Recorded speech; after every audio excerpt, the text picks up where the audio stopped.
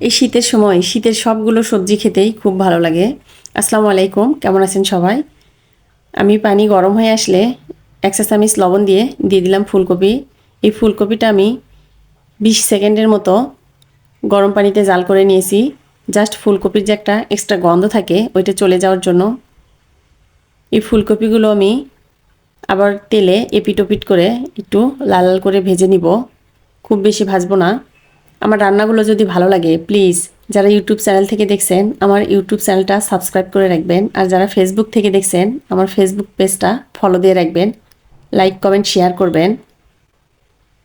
আমি সবগুলো ফুলকপি ভেজে তুলে নিলাম। ওই তেলেই দিয়ে দিলাম একটা তেজপাতা, পেঁয়াজ কুচি, আস্ত জিরা 1 টুকরো, দারচিনি, এগুলো একটু ব্রাউন কালার করে ভেজে নিয়ে দিয়ে দিব পেঁয়াজ বাটা, পেঁয়াজ, 3টা কাঁচামরিচ, 2টা সাদা এলাচ আমি একসঙ্গে শিলপাটায় বেটে নিয়েছি।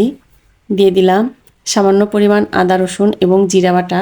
সবগুলো মশলা আমি একসঙ্গে ভালো করে তেলের সঙ্গে ভেজে নিব। এই মশলাটা যত ভালো করে কষানো হবে এই রান্নাটা খেতে তত ভালো লাগবে। এখানে দিয়ে দিলাম স্বাদ অনুযায়ী লবণ এবং কাঠবাদাম বাটা। চাইলে এখানে চীনাবাদাম বা কাজু বাদাম বাটাও আপনারা ব্যবহার করতে পারবেন। আমি কাঠবাদাম সারা রাত পানিতে ভিজিয়ে রেখেছিলাম, তারপর ওটা বেটে নিয়েছি। দিয়ে দিলাম সামান্য পরিমাণ পানি। এই রান্নাটা দুধ দিয়ে করলেই বেশি ভালো লাগে। আমি দুধটা বেশি ঘন করে ফেলেছিলাম, এই জন্য সামান্য পরিমাণ এখানে পানি দিয়েছি। আর দিয়ে দিলাম 1 চা চামচ টমেটো সস। মশলাটা ভালো করে কষিয়ে নিব। কষিয়ে নিয়ে যখন উপরে তেল উঠে আসবে তখন আমি এখানে দিয়ে দিব প্রায় 1 কাপের মতো দুধ।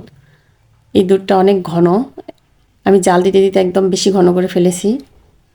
পুরোটা দুধ আমি এখানে দিয়ে যখন এটা ফুটে আসবে দিয়ে দিলাম পরিমাণ মতো চিনি আর ভেজে রাখা ফুলকপিগুলো দিয়ে আমি খুব বেশি সময় এটা রান্না করব না, 1 থেকে 1.5 মিনিট রান্না করলেই এটা রান্না হয়ে যাবে।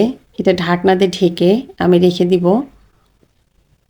দিয়ে দিলাম 3টা কাঁচামরিচ মাঝখান দিয়ে একটু কেটে দিয়েছি, এতে ঝালটাও বের হয়ে আসবে আর কাঁচামরিচের সুন্দর একটা ফ্লেভার বের হবে।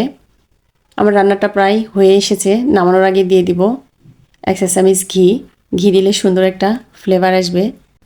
সবাই ভালো থাকবেন, সুস্থ থাকবেন। আল্লাহ হাফেজ।